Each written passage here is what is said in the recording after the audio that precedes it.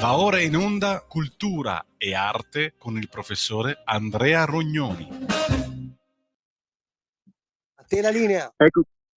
Grazie regista, puntata prenatalizia, siamo oramai agli sgoccioli, metà del mese di dicembre, e allora ancora tanti consigli, questa volta in chiave di cultura popolare. Cultura popolare che, come sapete, non è un contenitore generico, ma racconta testi, idee, spunti che riguardano tutto il mondo che sorge dal basso attraverso lingue locali, storia, tradizioni, costumi, credenze di varia natura. Oggi abbiamo l'onore davvero di avere come ospite un protagonista della cultura popolare, in particolare lombarda, che è Antonio Verna. Sentiamo se è già in collegamento con noi. Pronto Antonio? Ti saluto, buongiorno. Ecco. Io ti sento poco, spero di sentirti meglio. Chi è Antonio Verna?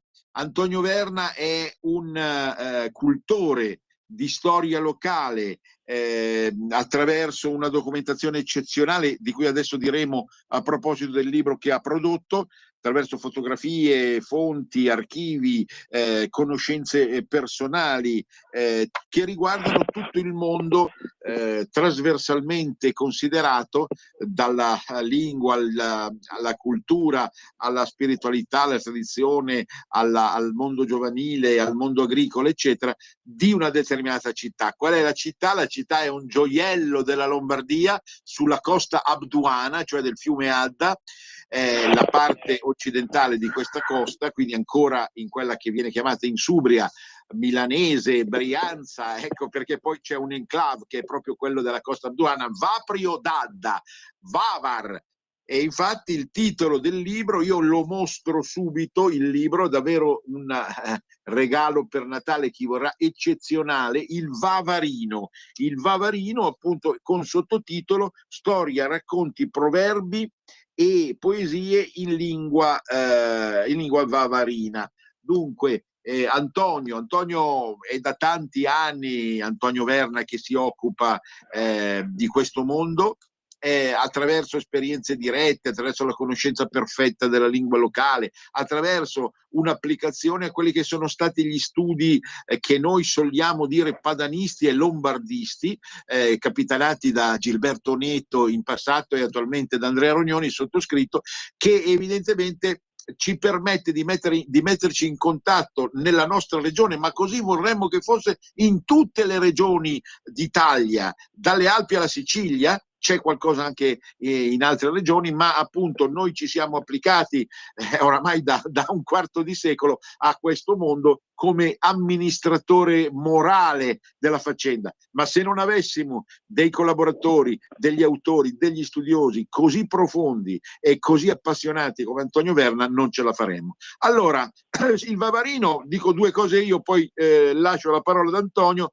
Il Vavarino è proprio il linguaggio peculiare, a tratti vernacolare, ma comunque di lingua locale sovrana, che Vaprio d'Adda, l'incantevole località della costa abduana, ha prodotto nel tempo. È molto particolare questo linguaggio perché ha delle caratteristiche che non sono riscontrabili né nella Brianza vera e propria né nel milanese. E ovviamente al di là dell'Adda troviamo un altro mondo ancora, che è quello orobico, quello bergamasco, trevigliese, cremasco, che ha delle leggi sul piano espressive completamente diverse. Questa trasmissione si occupa anche, non solo, ma anche appunto di registri dialettali, e il Vavarino è davvero particolare, proprio così come viene chiamato, tra virgolette, nel titolo da Antonio, perché appunto la radice non è in lingua italiana Vaprio, si può anche chiamare il vapriese, ma è meglio Vavarino perché in lingua dialettale l'è Vavar, sovrana città della costa abduana lombarda, Vavar. E qui il libro, che è appena uscito e che sta già avendo un notevole successo, ci racconta prima la storia, quindi com'era la città, i tratti specifici della lingua, i tratti della religiosità e i tratti della vita quotidiana. Pensate, davvero straordinario. Io dico, interessatevi a questa città perché è unica, si potrebbe dire, in Italia.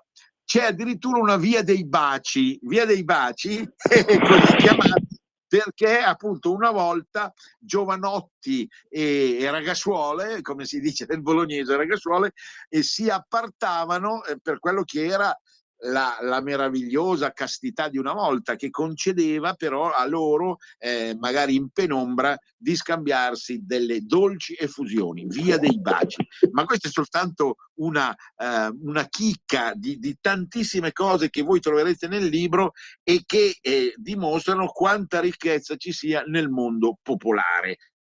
Quindi la spiritualità, la fede, perché salvaguardare questo mondo? Non per uno spirito confessionale, ma perché tutta questa tradizione di marca cristiana rischia di scomparire, tant'è che talvolta perfino la Chiesa non si accorge che esista, ma questa esiste nel cuore delle persone che ancora oggi vivono a Vaprio, e ancora quelle che sono le caratteristiche della vita dei campi, perché c'è una dimensione agricola, di allevamento e quindi di settore primario che è ricchissimo nel Vapriese. Tenete conto che il Vapriese si trova proprio come baricentro dell'intera Lombardia, come centro di un asse che va tra il milanese e il bergamasco bresciano, da una parte e dall'altra bergamasco bresciano, o dal nord verso il sud lungo la linea dell'Adda, appunto va dal Lecchese fino all'Odigiano. Quindi è davvero un fulcro essenziale di vita, di cultura, di costume e di tradizioni. Il libro è stupendo proprio per la capacità tipica del Verna di riuscire a vedere le cose a 360 senza mai limitarsi, e per esempio dando anche ad ogni semema, diciamo noi, brutta parola, cioè ad ogni parte del lessico locale un significato, un approfondimento unico nel suo genere, sulla base di tutti gli studi che abbiamo prima detto del nostro Verna. Ci sono poi un elenco di tutte le corti, di tutti i cortili, che è straordinario, no? Ma pensate che in una cittadina non vastissima, certamente onorevole anche dal punto di vista della popolazione, ma non vastissima, ci sono davvero quante, mi risultano quasi un centinaio di Kurt, cioè di corti, che hanno un nome particolare. Già in passato qualcuno in Brianza aveva tentato di salvarle, e qui naturalmente l'idea è di salvarle tutte nella maniera, proprio grazie all'esperienza e ai consigli magari dello stesso Verna. La Cur dal Gabin, la Cur dal Gal, la Cur dal Gaslini, la Cur dalla Gesa, la Cur dal Giardini. Le corti sono l'essenza dell'umanità, della nostra umanità. Ecco, che è soltanto attraverso la comunicazione del cortile, della corte, riesce a sopravvivere. Il rischio ovviamente è che i giovani non capiscano che tesoro si trovano di fronte, e quindi soltanto leggendo questo libro possiamo salvare quello che si salva. Pensate anche, poi ne sentiremo direttamente dal nostro Antonio, le vernacolate, che sono poesie in dialetto stretto vapriese, e che appunto ci rimandano al vernacolo come lingua esclusiva, ecco, del mondo popolare, che davvero riesce a salvare il lessico e le costruzioni sintattiche di una volta, che non devono andare assolutamente perdute. Ecco, io ho dato soltanto un quadro generico di questo ben di Dio, che è rappresentato dal Vavarino appena uscito. C'è una mia introduzione, perché io valuto tantissime opere che mi vengono proposte. Ho ritenuto che l'opera per questo Natale, appunto l'opera più importante uscita in Lombardia, sia proprio questo. Ecco, quindi ho vergato di mia mano un'introduzione sul libro stesso in qualità di direttore del Centro Regionale delle Culture Lombarde. Spero che così si faccia in ogni regione italiana per salvare quello che dobbiamo salvare. Allora, io ho detto qualcosa che serve a far capire davvero il senso ultimo di questa meravigliosa strenna natalizia. poi dopo ci darà anche una mail, presumibilmente il nostro Antonio, per chi volesse acquistare l'opera preziosa, ma adesso vorremmo sentire qualcosa, le parole, la voce, la voce del profeta di Vaprio. A te la parola, Antonio! Grazie, grazie. Mi senti? Sì, spero che la qualità della voce arrivi a tutti nella maniera migliore. A te la parola. Brevemente, inizio dalla parte dialettale. Essendo Vaprio ai confini dell'est milanese, ho voluto far rimarcare nelle mie vernacolate la differenza rispetto al milanese di città. Per esempio, la parola ha la caratteristica A colorata di O, che purtroppo la mondializzazione pian piano la fa scomparire anche nei nostri paesi. La troviamo ancora nell'Alessandrino, nel paese di Capriata Orba, Silvano, nelle zone del Legnanese, Brianzola e Lecchese, con diverse sfumature. O, om, on. Alcuni esempi: a Lissone e Monza Cucchiaio si dice Cugiò, a Mezzano la mamma si dice mom. Noi di Vaprio per il pane al po', per Milano Milo, per tram trom, mentre le mie vernacolate sono delle poesie in dialetto che raccontano dei fatti accaduti, documentate con fotografie, per esempio dall'inquinamento alla soppressione del tram Milano, tram vecchio ti saluto e tante altre. Nell'illustrare il Novecento evidenzio il divario dei nostri nonni a oggi. Rispetto a loro siamo dei signori, sensuali.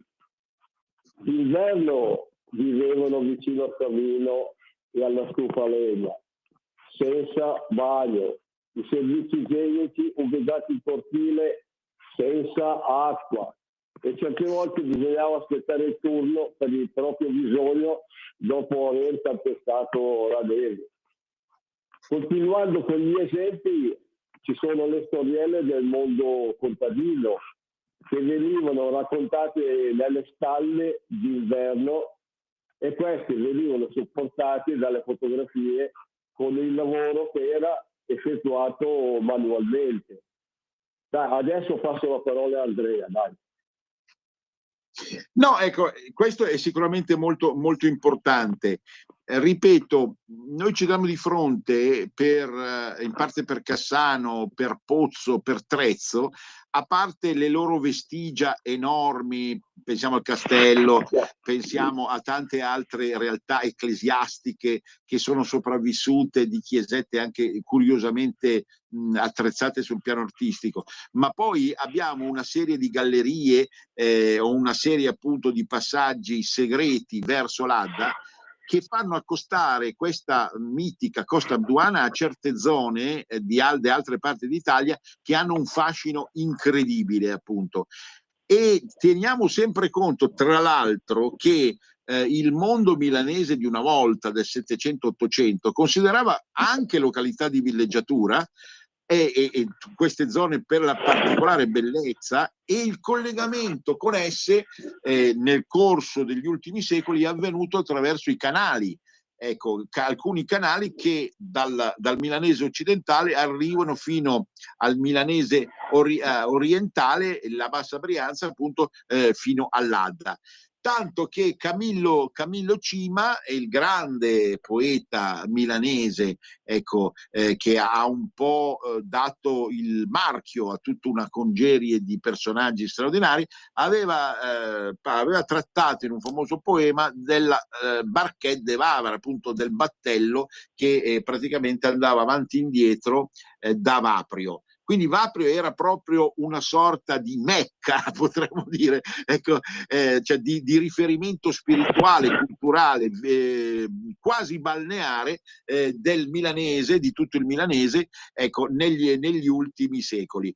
Vaprio, quindi Vavar, continuiamo a dire appunto come si dice, è un nome che tra l'altro è presente anche in altri toponimi. Avendo io un padre novarese, conosco molto bene, sarà il destino della mia vita, conosco molto bene anche Vaprio d'Agonia. Vaprio d'Agonia. Ecco, a questo proposito, che si trova tra Novara e Borgomanero, ma la parola Vaprio che origine ha, Antonio? Dici tu che da dove deriva la parola Vaprio? Qual è l'etimologia toponomastica? Cosa ci dici? Deriva da la parola celtica Vavar, Vabrera, Vabar, praticamente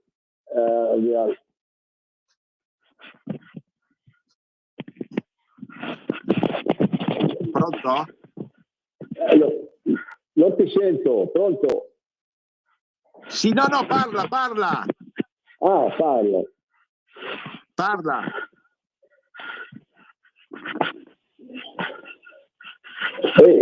Quindi c'è qualche problema tecnico. Comunque, appunto, lui stava parlando dell'etimologia del nome Vavar. Pronto? Da Vavar, Vepra, sì. Zebra, che in francese anche loro Vavre, sono toponimi e idronimi che hanno origine dal fatto di essere vicino a un corso d'acqua, un ruscello. Noi per esempio abbiamo l'Adda che è un grosso fiume, ma anche i piccoli ruscelli danno il nome di questo. Ecco. Addirittura ci sono capoluoghi del Dipartimento del Brabant in Belgio. Addirittura c'è un paese che viene chiamato con 2 o 3 nomi, Vavre, Vaver e Vover, ma sono tutte sorelle delle Vaprio, ecco. Molto interessante questo che ci stai dicendo, quindi un idronimo legato all'acqua, senza acqua non si vive, e anche proprio nella Celsia belgica o nella Celsia gallica, ecco, quindi in quella che è poi attualmente la Francia e il Belgio, ci sono dei nomi simili, a conferma proprio che le radici in questo caso sono celtiche, anche se poi c'è stata una sovrapposizione nel corso del tempo, come suggerisce anche un mio collaboratore nella toponomastica che ho curato io per Edizioni Mursia, di carattere romano. Però è una sovrapposizione rispetto a delle radici, perché tu stesso hai sempre detto che anche le strade all'origine non erano romane, sono arrivati i romani a sfruttare strade che appartenevano ad altre civiltà e ad altre radici. Ecco, a proposito, poi tra l'altro Vaprio è proprio io ho detto prima Bariceto Lombardia, ma è uno snodo tra Milano e Bergamo, perché da lì passava l'antica via che permetteva appunto ai milanesi di raggiungere quella che oggi viene considerata, ultime notizie, la città più vivibile d'Italia, Bergamo, perché il Sole 24 Ore ha fatto la solita inchiesta, è venuto fuori che stavolta Trento e Bolzano sono state battute da Bergamo. Nello stesso giorno, tra l'altro, poi dopo ci ritorniamo su Bergamo, ma finiamo questo concetto, in cui Sofia Goggia si è rivelata definitivamente la maggiore sciatrice europea di origine bergamasca. Allora, ritorniamo a Vaprio. Quindi adesso tu hai delle poesie, perché il tempo scorre velocemente purtroppo. Ci puoi casomai recitare o riferire delle poesie, delle vernacolate, delle poesie che hai trovato interessanti di tuo o di altro conio, ma che rappresentano bene l'essenza, è vero, spirituale della nostra cara amata Vaprio. Ecco, cosa ci dici, Antonio? Per esempio, racconto di un fatto accaduto il 5 maggio del 1980. Una ditta nel comune di Trezzo d'Adda, frazione Concesa, provincia di Milano, immette nel fiume Adda veleni che provocano amorie di pesci. E per fare rima con Concesa ci metto un'altra azienda l'Istresa. Si ricorderanno i lombardi del disastro Seveso nel luglio 1976, una nube tossica, forse il primo disastro ambientale italiano. Torniamo all'inquinamento. Le succédé sotto a Concesa d'una ditta solfa dall'Itmesa, somigliante all'Imesa, e al padrone per speriel la mulà in lada inquinamento, ha scaricato nell'ada tutti i veleni. Oh che durù, arriva i facci di pescadù, oh che durù, arriva i facci di pescadù. Oh bagaglia miluburosa, aghi pesca la pancia, essa geliga una lettiga, capitavata qui sotto la viga, e al varione, e l'alborella, il varione o l'alborella. Buttali giù in sulla barella, distesi su una barella. O che dulu, avi dei pesci, che cambiava il culo, a vedere i pesci che cambiavano colore. Oh, pesce. Va bene, guarda, abbiamo apprezzato anche l'aspetto canoro, proprio perché da gennaio noi dedicheremo una piccola parte di questa trasmissione anche proprio ai canti popolari. L'intreccio tra musica e poesia è sempre stata grandissima e ci spiace magari certe volte che altre parti d'Italia si affermino, pur giustificatamente per il loro valore, proprio in virtù della musica popolare, quando anche in Lombardia c'è stata tanta bella musica popolare che va assolutamente rilanciata. Ecco, cioè non basta, per capirci, il grandissimo l'incommensurabile Van der Spross con le sue canzoni d'oggi, ma va recuperata poi una miniera di tradizione di cui tu ci hai dato un saggio, perché la canzone, secondo me, cioè il fatto di usare uno sfondo musicale con varie strumentazioni, adesso non abbiamo il tempo per ritornarci, dimostra proprio questo animo allegro, questo animo anche nel dolore, perché in questa vernacolata si parla di dolore, ma anche perfino nelle tragedie, l'animo allegro e costruttivo e ottimista del mondo lombardo. Senti, stiamo arrivando verso la fine della nostra interlocuzione di oggi, perché appunto poi dopo io avrò da dare altri consigli e altri spunti di altri libri appena usciti, e voglio sempre ricordare questo tuo sforzo che tra l'altro fa capo anche, mi sembra, a un'altra associazione che è l'ALP, Associazione Linguistica Padana, che si è sempre data da fare proprio per il recupero delle nostre tradizioni. Non ha assolutamente finalità politiche, ma appunto le tradizioni del nord vanno recuperate, come vanno recuperate esattamente le tradizioni del sud. Quindi ben vengano queste associazioni che sono sempre vive, sono sempre presenti e hanno dato un contributo enorme al recupero di cose che tra l'altro certi studiosi avevano già individuato e intuito. Allora, noi ci avviamo alla fine di questa intervista. Vuoi regalarci ancora qualcosa o vuoi dire qualcosa d'altro? Poi diamo anche gli estremi della tua mail per chi vuole leggersi. Guardate, ve lo dico proprio spassionatamente, le fotografie, tra l'altro, oltre ai testi, ma le fotografie raccolte da Antonio sono bellissime e sono esclusive. Cioè voi avete, anche se non vivete a Vaprio, vivete in altri, avete l'esperienza di altri paesi, voi avete davanti delle foto di come si vestivano certe persone una volta, di come amavano, di come si tuffavano nei torrenti e nei fiumi e nei canali, che è assolutamente esclusiva ed unica, cioè non è un libro qualsiasi, capito, che voi trovate oggi come oggi sulle bancarelle. È un libro davvero che permette, quindi un valore enorme, ecco, al di là magari di quelle giustificate 20 euro che costa, perché si tratta di 300 pagine. Quindi allora Antonio, cosa vogliamo dire? Ti mancano 2 minuti al break. Cosa ci dici ancora? Qualcosa, Antonio? Vorrei parlare del periodo napoleonico. Sì, prego. A Vaprio è caduta la Repubblica Cisalpina. del 1799. L'altro Vaprio del Brabant, Napoleone ha perso Waterloo perché a Vover un'ala del suo esercito si è perduta e ha perso la battaglia, però secondo le mie posizioni. Va bene, dai, ti saluto. Se vuoi. Ecco, no, ci devi dire una mail per quelli che vogliono va bene. impossessarsi Va bene. del prezioso libro, il Vavarino. Dacci per favore una mail.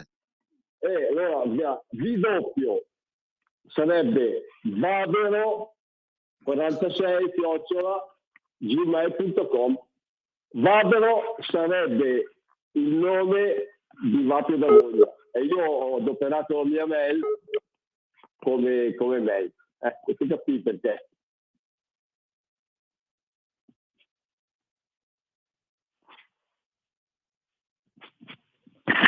Stiamo avendo problemi con la connessione, andiamo un minuto in pausa. Intanto la saluto io a nome di Andrea Rognoni.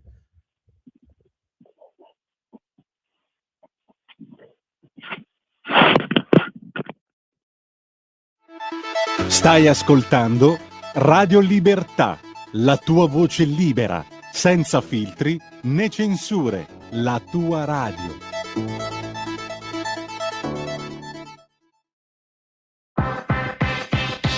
Per interagire con Radio Libertà, inviaci un messaggio di testo, audio, video al nuovo numero dedicato a te 340 6709 659 340 6709 659.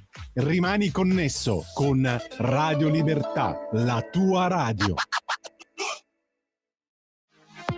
Per la tua pubblicità visita il sito radiolibertà.net.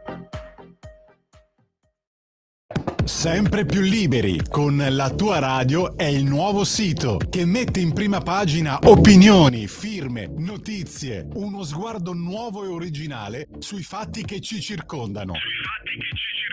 Il nuovo quotidiano online, semplicemente radiolibertà.net.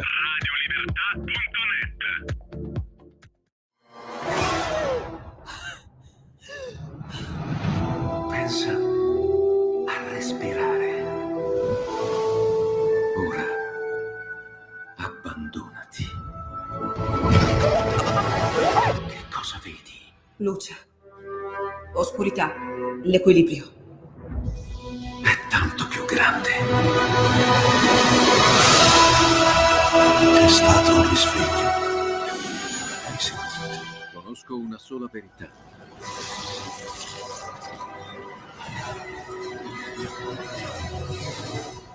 Movie Time ti fa entrare nel vivo del cinema, ti fa sentire come se fossi tu il protagonista del grande schermo.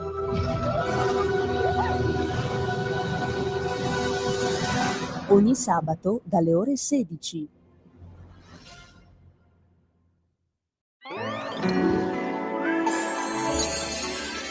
Buon Natale a tutti voi!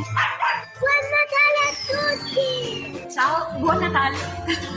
Buon Natale! Buon Crismuca a tutti! Grazie. È Natale, eh? Buon Natale a tutti! Buon Natale! Buon Natale! Buon Natale! È un regalo di Natale! Buon Natale! Buon Natale, Vanessa! Buon anno, signori! Buon Natale! Buon Natale, Orso!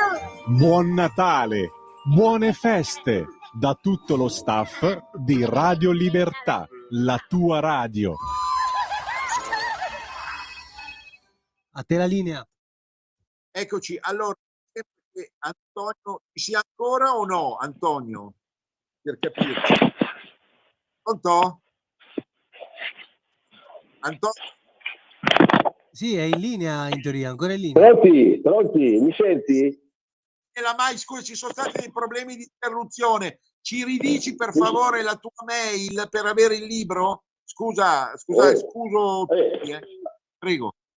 V doppio Vavero 46 @gmail.com. Vavero con la V doppia o normale Vavero? V doppia. Allora V doppia Vavero 46 @gmail.com.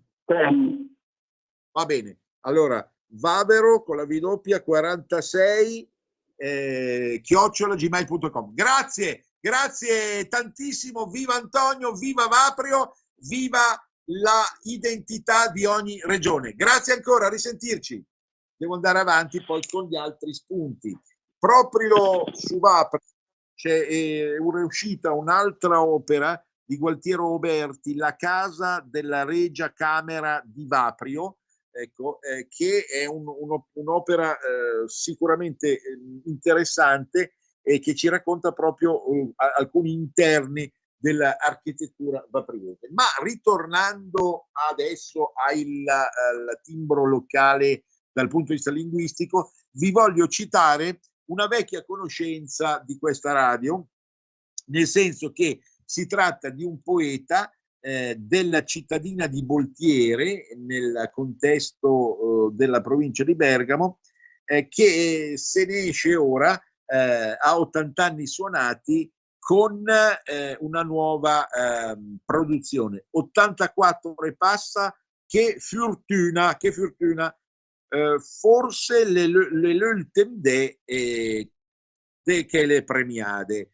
Qui c'è in copertina, tra l'altro, parliamo di Gigi Medolago, che ha avuto notevole fortuna già da una ventina d'anni e che si era fatto sentire grazie al nostro intervento di particolare predilezione sia nelle trasmissioni di Giovanni Polli che nelle mie.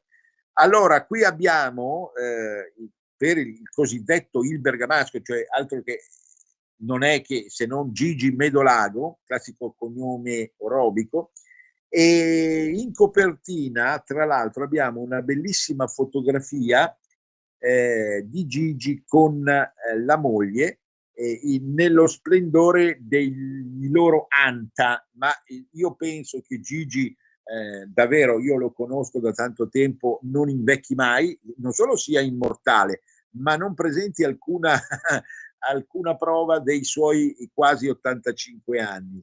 E qui dentro, cioè, allora il libro, l'abbiamo detto, 84 e passa, e il libro presenta delle poesie stupende, quindi non di marca vernacolare o collettiva, ma più individuale, che sono proprio scritte nel registro locale boltierese e orobico, e sono tante e sono tutte significative. Adesso naturalmente noi non abbiamo il tempo di leggerle, anche perché rischieremmo di leggerle con accento milanese, ma io vi voglio citare in lingua italiana una fra le più belle, che è Lascia sta la me mama, lascia stare, non toccare la mia madre. Fermati, o morte, non toccare, lascia stare la testa di mia madre, togliela di dosso la tua lama affilata che pensavi di avergli infilata. Fermati, o morte, nessuno ti ha dato il permesso di chiudergli gli occhi, di togliergli il fiato, anche se glielo hai già dimezzato ed il suo corpo l'hai già mezzo rubato. Fermati, fermati, te lo chiedo con il cuore in mano, fingi di sbagliare, salta la sua pagina e lascia che dal suo cuore esca ancora amore. Vai via, o morte, lascia con me ancora la mia mamma. Lascia sta la mia mamma. Quindi questo è un libro. Naturalmente qui per avere questo libro potete addirittura contattare me alla mia mail, che è invece rognoniandrea06, attenzione, rognoniandrea06 @gmail.com, rognoniandrea06 @gmail.com. Stiamo parlando del libro di Gigi Medolago, 84 e passa. Quindi questo era un altro. Poi io vi vorrei parlare oggi di altre produzioni tipiche del mondo popolare locale. Io adesso passo a un'opera che è stata rieditata dell'editrice Sede Tecnica Milano di qualche anno fa, ma è stata rieditata, Vecchi e Nuovi Rioni di Milano. Milano non è soltanto, l'abbiamo detto tante volte, la città metropolitana di livello europeo che insomma fa buon lustro per l'Italia intera, capitale economica certamente, ma soprattutto voce assoluta tipica del nord, ma è anche qualcosa che si distingue per la sua radice popolare o popolaresca. Ecco perché in questo libro, a firma di Paolo Moresco, Vecchi e Nuovi Rioni di Milano, editrice Sede Tecnica, si riescono a ritrovare proprio le tracce di quelle che sono le specificità di ogni quartiere, di ogni rione. Non si deve chiamare quartiere, si deve chiamare rione, perché ci sono dei rioni che contraddistinguono, che non corrispondono alla zona 1, 2, 3, 4 che è stata fatta in epoca troppo moderna, ma che hanno proprio delle radici naturalistiche, culturali, artistiche specifiche e che soltanto in questo libro si possono conoscere. Quindi Vecchi e Nuovi Rioni di Milano, editrice Sede Tecnica.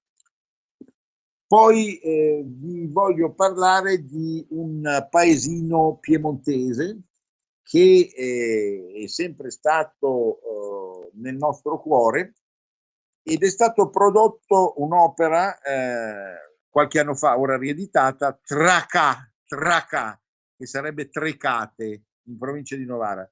Tracà un Quaianfà, grammatica e antologia del dialetto trecatese. Allora, le lingue del novarese sono caratterizzate da una condominialità. La grande stasera, ragazzi. La voce, la VUS non esce mai perfetta da chi parla. Allora, pensate che condividono il piemontese e il lombardo attraverso alcune espressioni che ci rimandano da una parte al milanese e dall'altra parte al piemontese vero e proprio. Trecate, Tracà, appunto, qui si svela con quasi 500 pagine in cui viene raccontata l'essenza intima, certo anche attraverso opere poetiche e narrative, ma partendo dalla grammatica, che è assolutamente particolare, proprio tipica di questa plaga che è il novarese. Qui ci sono autori vari che si sono cimentati con quest'opera e che comunque appartengono alla migliore scuola locale da questo punto di vista. Ebbene, penso mettersi in contatto direttamente col comune di Trecate per riuscire a entrare in possesso di questa meravigliosa opera che tutti conoscono a Trecate, che ha avuto tanta fortuna, a partire appunto dall'uso grammaticale, no? Lo sapete che tra le altre opere che io ho curato è la grammatica delle lingue lombarde. Qui abbiamo una lingua lombardo-piemontese di confine che ha delle caratteristiche assolutamente uniche e eccezionali, appunto. E pensate per esempio al fatto che non si chiami in registro dialettale Trecà, ma Tracà, per la traslitterazione da EA tipica proprio di questi dialetti. Quindi associazione a cura dell'Associazione Trecatese per la storia e la cultura locale, un'associazione fra le più belle, già ne avevamo citate prima, ma insomma queste associazioni sono fiori della cultura popolare italiana. Tracà un Quaianfà, grammatica antologia del dialetto trecatese. Quindi sono tutte opere che sono destinate a brillare attraverso il tempo. Però mi permettete adesso di darvi un altro consiglio di strenna natalizia che non riguarda la cultura locale, ma che riguarda una versione di umore popolare, ma in senso buono e alto, di problemi che riguardano l'alimentazione. È un libro che ho trovato di un'originalità estrema, perché quando parliamo di alimentazione, di scelta del cibo e di diete, ci troviamo spesso di fronte a delle opere, diciamo, o troppo tecniche, o evasive, o edulcoranti, cioè un po' fittizie nella loro volontà. Qui invece abbiamo un grande, davvero grande biologo nutrizionista che si chiama Mattia Colombo, davvero un personaggio a mio modo unico nel suo genere per la capacità di coniugare certe leggi più tradizionali con innovazioni tipiche della nuova medicina, e quindi questo biologo nutrizionista ha scritto assieme a Marco Castoldi, adesso vi dico chi è Marco Castoldi, Dieta che disagio, ve lo mostro, Dieta che disagio. È veramente un libretto di circa 200 pagine che ci permette di andare a capire non senza ironia quali sono i problemi reali di quando uno fa la dieta.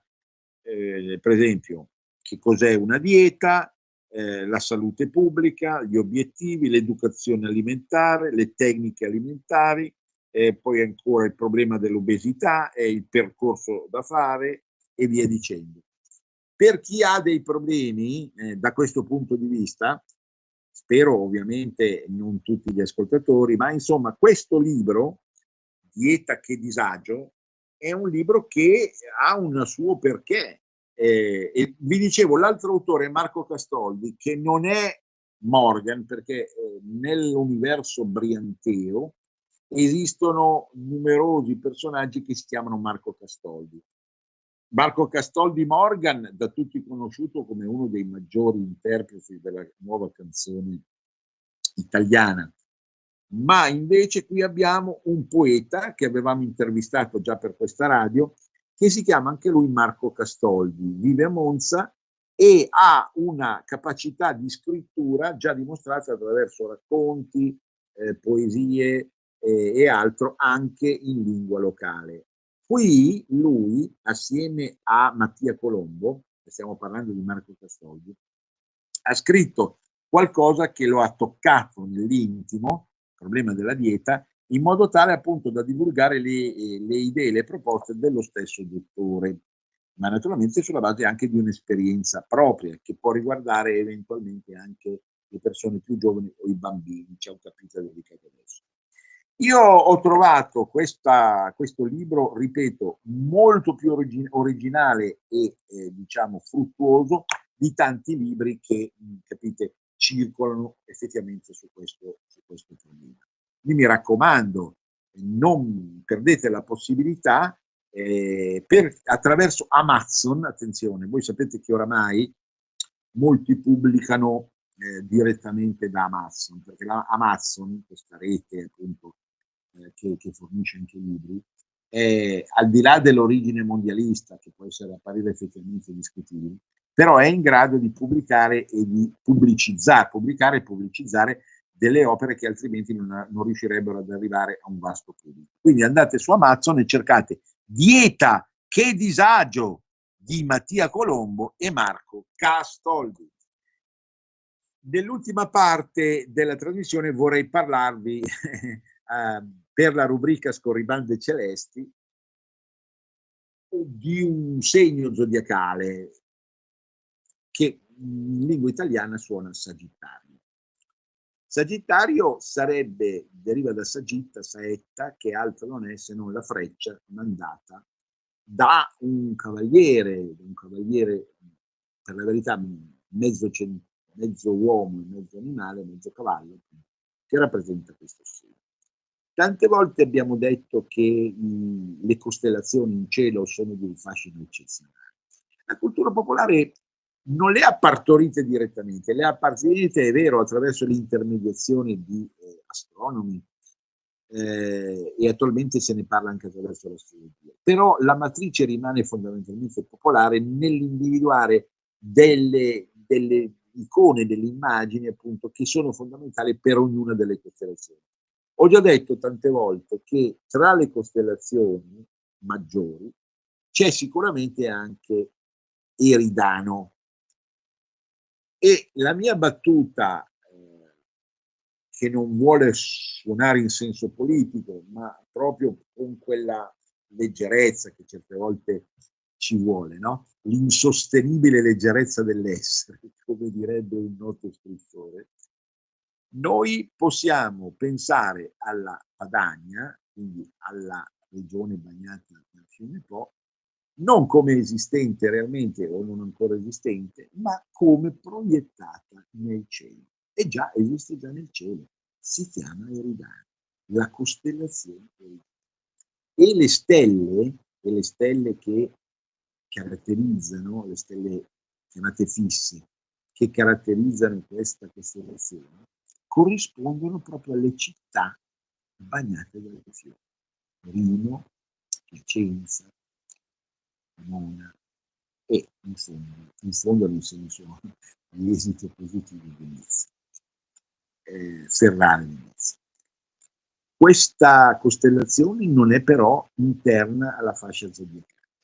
Quella di oggi che vi citavo, il Sagittario, secondo la tradizione dell'astrologia classica, è una delle realtà più importanti, dovete dirlo, proprio perché rispetto agli altri segni cosiddetti di fuoco, cioè Ariete e Leone, il Sagittario risulta più mobile, più movimentato, più elastico. Non è una nota per forza positiva, certo non ha la forza imperativa del Leone o il coraggio assoluto dell'Ariete, però il Sagittario appunto riesce ad adeguarsi a varie circostanze, tanto che diciamo si dice nel riporto relata Refero, chi ha tanti valori nel tema di questo, diciamo, che fanno riferimento a questo segno, sarebbe predisposto proprio al rapporto col mondo straniero o al rapporto col mondo lontano rispetto alla propria piccola patria. Quindi in un certo senso il Sagittario è l'opposto di Eridano. L'Eridano è l'attaccamento alla nostra matria, no? Assieme ovviamente all'Italia, ma purtroppo l'Italia non esiste in cielo. Non esiste, ma esiste sulla terra con tutta la sua sacralità. Però, ecco, opposto a questo concetto di madre e patria c'è proprio quello del Sagittario, come capacità di movimentazione, di assumere anche espansione e potere, di andare verso gli altri in tutte le maniere possibili e immaginabili e quindi anche di soccorrerli in senso positivo o di acquisirne il carattere e la cultura. Il Sagittario è un elemento appunto governato da Giove, quindi lo dice la freccia, no? Che viene mandata dal cavaliere appunto per arrivare lontano. Per arrivare lontano ci vuole pazienza, per arrivare lontano ci vuole movimentazione continua, non bisogna dormire, no? Non bisogna stare fermi, no? Come magari tendenzialmente altri segni che hanno poi altre invece diverse doppie qualità presenti. Sempre al netto del fatto, come dico e ridico, che l'astrologia è una materia molto complessa e quindi se non si conoscono tutte le posizioni dei pianeti, a parte il Sole, in questo caso si chiama il Sagittario, non si arriva a capire bene il proprio carattere e il proprio destino. E questo naturalmente anche nella tradizione popolaresca, che magari non arriva a una conoscenza assoluta di questa disciplina, ma ha la possibilità di intuirne l'essenza stessa, che è la cosa più importante. Ci si sente poco, allora vediamo un po' qual è questo benedetto problema oggi, che è un po' stato... Ecco, vediamo, adesso cerco di parlare un po' più alto verso la fine della trasmissione. Quindi abbiamo prima intervistato il nostro caro collega e amico Antonio, al quale rimandiamo un abbraccio e i complimenti per avere parlato di Vaprio in questo libro stupendo che io torno a mostrare, il Vavarino, che attraverso la sua mail potete anche comprare. e poi abbiamo parlato di altri libri ancora in rassegna che io vi dico, che sono appunto il nuovo libro di Gigi Medolago, 84 e passa, poi ancora Vecchi e nuovi rioni di Milano, assolutamente da non perdere, dell'editrice Seletecnica. Abbiamo parlato di Tracà, un Quaianfà, una meravigliosa pubblicazione molto voluminosa sulla cittadina novarese di Trecate, e poi del libro scritto comunque da due personaggi, diciamo, molto amanti della dimensione identitaria, e Mattia Colombo e Marco Castoldi, Dieta che disagio, che trovate direttamente cercandolo su Amazon. In finale di trasmissione vi voglio ricordare il fatto appunto che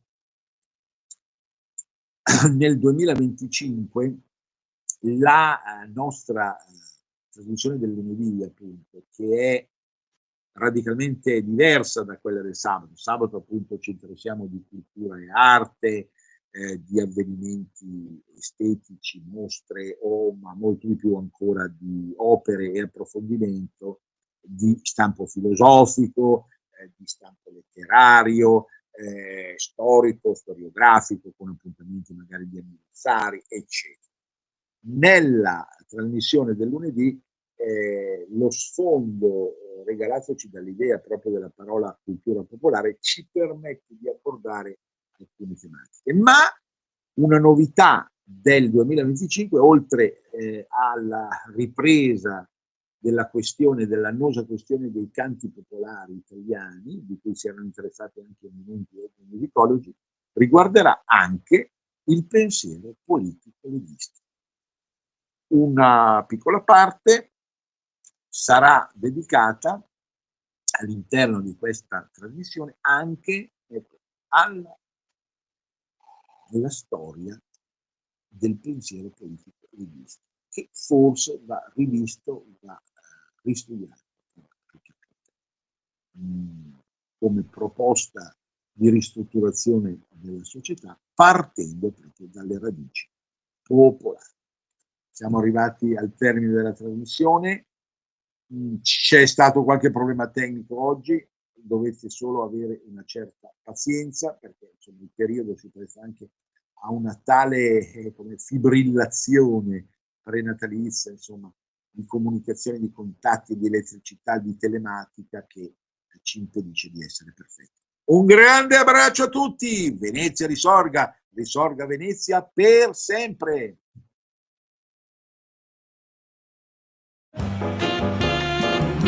Avete